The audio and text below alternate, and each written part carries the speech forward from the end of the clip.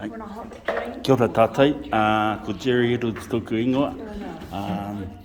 I've been asked to explain about a song that our family, the descendants of Horomona Edwards and Winipere Kāmau, put together. We were gathered here at our kohanga on one of our many gatherings, and the question was put to us if we could write a song. So Auntie Annie, myself, and our cousin Apehama Edwards, we put together some words. All the family were there, and we found a tune. Auntie Annie found a tune for us. So I'm going to explain the song and how it fits for us. Remember that it comes from descendants of these two people, Horomona Edwards and Winipere Kāmau. It encompasses the whole of Bridgepa, Korongata, not just Nokuno, but also Mangaro. So I'll just read the words first. Is that okay? Korongata, he tātai whetū ki te rangi, mau tonu. He taonga o ngā uri o Korongata. Tū mai te tipuna nuku noa, te kōpū o Matariki.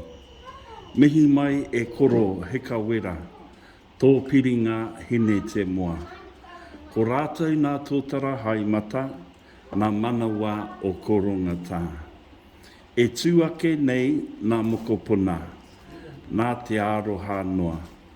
Hāpaitia nā honotanga a koe a koroma. Ti aho mai rā he whetu, Korongata Mangaroa. Whatu i āpiti nā ti pōporo, te rāhanga i te rangi, te kupenga a te huki, nā tuke mata o ka hununu. E tūake nei nā mokopuna, nā te aroha noa. Hāpaitia nā honotanga a koe a koroma. He karanga nei kia koutai, kei ware tōu kaipo. Te awa o te atua, ko raukawa nā tarawa. Te kupenga a te huki, nā tuke mata o ka hununu. He tātai whiturangi. That's the starting of our song. I suppose a call to those beyond the stars, or our ancestors who have gone before us.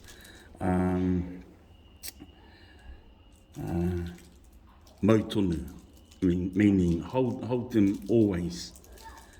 He taonga o ngā uri o Korongata. We are the descendants of Korongata. Tū mai te tupuna nuku noa, te kōpū o Matariki. Stand tall, nuku noa, whare. Encapsulated in the bosom of Matariki, our whare kai.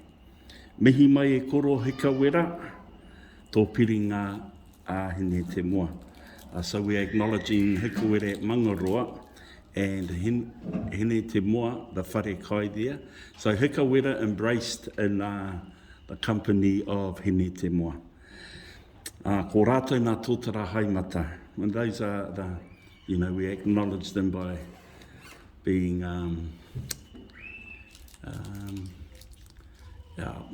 treasured, or nā manawa o Korongata, the heart of Korongata. So this bit here is the chorus. E tuake nei nā mokopuna. We the mokopuna of those marae, nā te we stand with love. Hāpaitia nā honotanga a koe a koroma. Hold fast to the teachings of our ancestors. Ti aho mai rā he whetu, Korongata Mangaroa.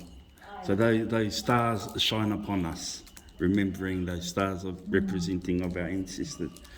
Whatu i āpiti ngāti pōporo rāhanga i te rangi. So that's just acknowledging, and some may disagree, but that's okay. Whatu i āpiti, rāhanga i te rangi, and ngāti pōporo. Te kupenga a te huki, nā tuke mata o ka hununu. So we've taken two points here. the wide net of te huki that gathers us all. And well, nā tuke mata o Kahununu, that's a reflection of the eyebrows of Kahununu and his many adventures, let's say. He karanga nei kia koutai, kei ware ware tōu kai pō. So this is a call to everyone who falls under that. Don't ever forget your roots. Oh, it's not 660, but... and just the mention of a few names. Te awa o te atua, Raukawa nā Tarawa. Just some places or, a couple of roads there. Tawa o te atua, the land and the aquifer. Te kupenga, te huke, as mentioned before, the wide net of te huke. So that's pretty much the song. Remember, we wrote it for our family, but not just for our family. It's if others want to sing it, that's fine. He tātai whitu ki te rangi, mō tōnu.